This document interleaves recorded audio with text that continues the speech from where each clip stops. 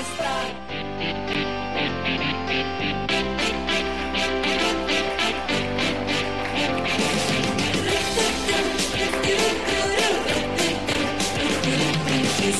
जो आई है तेरी पलकें चूम के, हवा के साथ झूम के, हाँ गोल गोल घूम के। Welcome back competitors. प्लीज अपने कॉन्सेप्ट पे काम करो, हमारे कॉन्सेप्ट मत चुराओ भाई। क्या हो गया है? मॉर्निंग शोज जो है सारे एक जैसे लगने लगते हैं, जो हम करते हैं शुरू तो वो दूसरे भी करने शुरू हो जाते हैं। पता नहीं क्या चक्कर है। जियाली हमारे साथ है और बहुत ही प्यारे से हमारे व्यूअर्स हमारे साथ है। ये 1 नहीं है, ये 4 है। हीरा आइंदा बनने के अच्छा, तो ये हमारे प्यारे प्यारे व्यूअर्स के लिए तालियां सबसे पहले तो।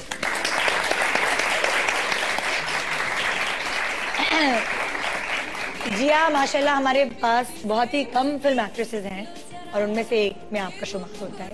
कैसा लगता है आपको? हमारी फिल्म इंडस्ट्री कैसी लगती है? अच्छी है, इम्प्रूवमेंट की तो बहुत ज़्यादा ज़रूरत है और मैं समझती हूँ नए लोग आने चाहिए। जैसे ड्रामा इंडस्ट्री ने बहुत इम्प्रूवमेंट की है थोड़े से टाइम में, इसी तरह मैं तो कब से कह रही हूँ कि फिल्म भी दोनों सिटीज़ में बननी चाहिए। जैसे लाहौर में कहते हैं कि जी फिल्म सिर्फ लाहौर से ही बनती है, स्टूडियोज़ वहाँ हैं। मैं जब से मैंने फिल्म में काम किया है और मैंने साइन ही कराची से की थी, Nabila was my agent, Sajjad साहब का दफ्तर कराची में था, तो कराची में बहुत पोटेंशियल है टेक्निकल पॉइंट ऑफ व्यू से। पढ़े लिखे लोग हैं, एक्सपेरिमेंट करना जानते हैं और एक चीज़ पे स्टिक नहीं रहते हैं, जो कि फिल्म के मीडियम के लिए ये बहुत बहुत ज़रूरी चीज़ है। वेरी इंपॉर्टेंट कि कराची से फिल्म बने, अच्छा इंडस्ट्री बने कराची में, एक फिल्म नहीं बने, बहुत सारी फिल्म, बहुत सारी। प्रोफेशनलिज्म भी ज़्यादा होता है, सुबह उठना टाइम पर। या एग्जैक्टली, बिकॉज कॉस्मोपॉलिटन सिटी दुनिया भर में ऐसे ही काम करती है। इसमें इस हर शोबे में कॉस्मोपॉलिटन सिटीज़ में जो है वो बहुत एक्टिव एक प्रोफेशनल होता है, बिहेवियर होता है, जो कि डेफिनेटली हमारी फिल्म को बहुत ज़रूरत है। अच्छा मुझे बताओ, तुमने अपने करियर का आगाज कहाँ से किया? मॉडलिंग से तो किया, लेकिन आई कैसे इस फील्ड में ये मुझे नहीं पता। Oh really? हाँ, आई कैसे, किसके थ्रू आई, सोर्स क्या थी यहाँ आने की? मॉडल तो डेफिनेटली मैंने जब पहले मॉडल भी किया तो भी मैंने एजेंट के थ्रू काम किया। मुसरत मिसबा जो है वो उन दिनों में एक मॉडल्स ढूंढ रही थी, कोई फैशन शो करवाना था, कोई इंटरनेशनल ब्रांड लॉन्च हो रहा था पाकिस्तान में। सो आई रिमेंबर मैं जो गई थी उनके सैलून में, वो किसी और काम के सिलसिले में गई थी। I was engaged and my parents send me to get into little bit of makeup कुछ सीखने के लिए, और मुझे शौक भी था। और मैंने वहीं पे एक प्रोफेशनल कोर्स की भी कहा पेरेंट्स को कि मुझे काम करना है प्रोफेशनल कोर्स के लिए। तो शादी से पहले माँ बाप की कोशिश होती है कि चलो लड़कियों की छोटी मोटी ख्वाहिशें पूरी हो जाए। तो तुमने मेकअप का कोर्स भी किया? ये सब कोर्स आई स्टार्टेड, बट फिर शादी वादी तो एक तरफ रह गई और मैं मॉडलिंग करने शुरू हो गई। राइट विद इन 10-15 डेज वहाँ जो शो हो रहा था उसमें मुझे सेलेक्ट कर लिया। Sheikh Aamir Hasan was the choreographer and they were training new models actually. और इस तरह तुम्हारे करियर का आगाज हो गया एज अ मॉडल। लेकिन तुम बहुत आती जाती रहती हो, जैसे कभी नजर आती हो स्क्रीन पर, फिर एकदम गायब हो जाती हो, फिर नजर आती हो। ये कम करती हूँ। आजकल चैनल्स इतने ज्यादा हैं निदा कि आपको अगर आप 1-2 चैनल्स पे आ रहे हैं तो वो कम ही होता है। और फिर मेरा हमेशा से जब से मैंने काम स्टार्ट किया है, somehow एक हेल्दी कंपटीशन पे मैं बिलीव करती हूँ, लेकिन मैं किसी ऐसे कंपटीशन पे बिलीव नहीं करती जो सब कर रहे हैं। यू नो, आई बिलीव कि आप वो करें और वो रोल्स लें जिसमें आप कंफर्टेबल हैं। आप हर उस फिल्म को साइन नहीं कर लें। जैसे एक रिवाज है कि हर आर्टिस्ट के पास कोई 10 फिल्में होनी चाहिए, था एक्चुअली ये रिवाज, अच्छी हो बुरी हो, रोल्स वो कर सकें या ना कर सकें, they have to do it. वो स्टोरी में फिट हो रहे हों लेकिन they have to do it क्योंकि they have to follow the rules. I don't believe in all that. मैंने जब पहली फिल्म भी की थी उसके बाद भी मुझे कुछ 10-15 फिल्म्स ऑफर हुई थी, जिनमें से प्रॉब्ली मैंने एक फिल्म चूज की थी कि इस रोल में मैं कंफर्टेबल हूँ। अच्छा, घर की मुर्गी दाल बराबर होती है जैसे, लेकिन फिर भी फैमिली सपोर्ट बहुत मायने रखती है। बहुत। मगर एक आध दफा हमने मुन्ना मुश्ताक को फोन किया, जो बहुत ही मशहूर मारूफ फोटोग्राफर है। हमने कहा वो जिया और आपको एक साथ बुलाना है, तो मस्ती में बोला होगा उन्होंने ऑब्वियसली, मुझे किसी बड़ी एक्ट्रेस के साथ बुला, जिया के साथ नहीं बुला। Somehow मुन्ना ने मैंने इतने आपके पहले शो पे हम लोग आए हुए हैं इकट्ठे, आप एज ए होस्ट आपके साथ नहीं हुआ, लेकिन हम बहुत जा चुके हैं और फिर वही पुरानी बातें दोबारा करनी। तो क्या मुन्ना ने लड़ाई में बोल दिया था ये या बोला था? Of course not, मस्ती में बोला होगा। तो वो कुछ समझता है कि जिया एक स्टार है या नहीं समझता? लेकिन घर वालों के लिए अगर आप स्टार ना ही हो तो ज्यादा बेहतर है, बिकॉज एक रिलेशनशिप जो आपका भाइयों के साथ होता है या पेरेंट्स के साथ, इवन मैं दोस्तों के लिए भी स्टार नहीं हूँ, इवन मैं अपने फैंस के लिए भी स्टार नहीं बनना चाहती हूँ।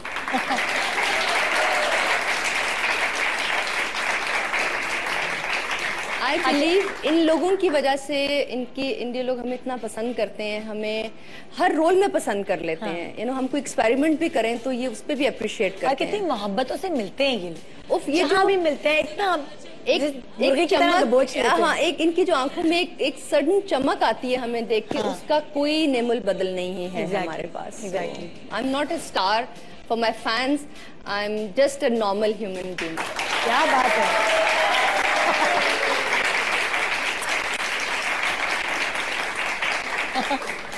अच्छा, जिया के बहन भाई कितने हैं टोटल? मैं अकेली बहन हूँ और 5 भाई हैं। 5 भाई और एक लौती भाई। और तुम्हारा नंबर किधर? सबसे बड़ी। सबसे बड़ी बहन और बाकी सारे छोटे भाई? छोटे भाई। यानी तुम्हारा हुक्म चलता है या भाइयों का हुक्म तुम्हें बजा लाना? बहुत सालों तक मैंने अपना हुक्म चलाया, लेकिन अब मुझे बहुत अक्ल और समझ आ गई है उम्र के साथ साथ कि मैं भाइयों की भी बहुत सुनती हूँ। अदरवाइज हम लोगों का इतना फ्रेंडली रिलेशनशिप है, बहुत दोस्तों वाला रिलेशनशिप है। मैं हर चीज उनसे शेयर करती हूँ और मेरे दोस्त ज्यादा हैं, वो भाई कम हैं। पता है, भाई बड़े थोड़े थोड़े कभी कभी, मतलब लड़कों की बात करी, हमारे यहाँ परवरिश ऐसी होती है, जैसे मेरा बेटा जो है अभी छोटा है 9 साल का, लेकिन उसको ये होता है कि कभी मैंने कोई ऐसे कपड़े पहने तो वो दुपट्टा है ना इसके साथ, इस तरह की बातें करता है। आई डोंट नो, उसकी तरफ उसके दिमाग में शायद उसके अब्बा ने डाल दिया है। नहीं, लेकिन मुन्ना जैसे फोटोग्राफर है, या मुन्ना ने मुझे बहुत सपोर्ट किया है बहुत सारी जगहों पे, मेरे बहुत सारे एक्सप्रेशंस इंप्रूव करवाने में, स्टिल्स में, इवन अदरवाइज मशवरे देने में ही was right there for me. तंग तो नहीं करते ऐसे कपड़े नहीं पहनो बहन को? नो, ये प्रॉब्लम मेरे पेरेंट्स की ट्रेनिंग है बचपन से। कि मुझे सच मेरी मर्जी के खिलाफ कभी भी घर में मैं सही कर रही हूँ तो मैं वो गलत कर रही हूँ या सही कर रही हूँ, मैं अपनी गलती से खुद ही सीखी हूँ। और मैंने भी अपने भाइयों को कभी ग्रैब नहीं किया, बाउंड नहीं किया किसी चीज में। आप जब तक गलतियां नहीं करेंगे जिंदगी में, आप सीखेंगे कैसे? अच्छा, कितनी रिलीजियस हो? तुम्हारे क्रिश्चियन फैमिली से ताल्लुक है? एग्जैक्टली नहीं, ऐसा कुछ नहीं है। मैं स्कूल से पढ़ी हुई हूँ, क्रिश्चियन स्कूल से पढ़ी हुई हूँ, तो उसमें लोगों को कोई गलत फहमी। देखो, मैं वो सवाल पूछती हूँ, लेकिन मैं ये समझती हूँ निदा, अगर ये चीजें जो हैं ये इम्पोर्टेंट नहीं है। नहीं, लेकिन अगर है भी तो सबका अपना रिलीजन होता है, उससे मतलब कोई फर्क पड़ना नहीं चाहिए। लेकिन तुम जिस भी मजहब में बिलीव करती हो, तुम रिलीजियस हो? नहीं, कुछ ज्यादा नहीं, इतनी ज्यादा। तुम किस चीज पे बिलीव करती हो ज्यादा? इंसानियत पे, रिलीजन पर, मैं एक बाउंड्रीज पर? इम्प्रूवमेंट इंसान के अंदर कोशिश करती हूँ कि कोई भी इंसान परफेक्ट नहीं होता, और परफेक्ट बनने की अगर कोशिश की जाए तो आप उस चीज को टच कर सकते हैं कि आप एक अच्छे इंसान बन सकते हैं। तो अच्छी इंसानियत हर मजहब में हर इंसान को सिर्फ यही तरबियत देनी चाहिए कि वो एक बेहतर इंसान बने और अपनी जिंदगी में कोशिश करे किसी दूसरे इंसान को या किसी भी चीज को नुकसान ना पहुंचे उसकी जात से। दैट्स सबसे बड़ा मजहब ये होना चाहिए। अच्छा, हर इंसान। घरेलू कितनी हो? बहुत घरेलू हूँ। क्या तुम, जैसे हमारे पास व्यूअर्स बैठी हुई हैं या मैं बैठी हुई हूँ, क्या तुम में भी वो सारी चीजें हैं जो हम में हैं? कोर्स में क्या तुम रोटी पका लेती हो? मैं कल रोटी बना रही थी शाम को, बिकॉज मुझे बहुत भूख लगी हुई थी और लेट हो रही थी डिनर के लिए। तो मैंने रोटी खुद बनाई कल। सो आई डू, अगर मेरे पास, मैं काम बहुत कम करती हूँ जैसे आपको पता है, मैं शायद 1-1.5 महीना घर से नहीं निकली। तुम 5 भाइयों को रोटियां डालकर देती हूँ? कभी कभी दे भी सकती हूँ, इसमें क्या बुराई है? अरे वाह, मतलब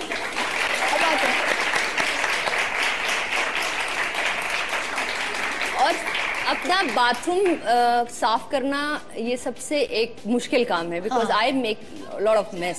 सो मैं कभी कभी अपना बाथरूम भी साफ कर लेती हूँ, तो मुझे ऐसे कोई इश्यूज बिल्कुल जिंदगी में नहीं ही रहे कि मैं ये हूँ, मेरे में ईगो नहीं है। मैंने सबसे पहले जब थोड़ी सी अल्लाह ने इज्जत दी थी तो अम्मी ने सिर्फ एक बात समझाई थी कि गुरूर नहीं आना चाहिए आप में।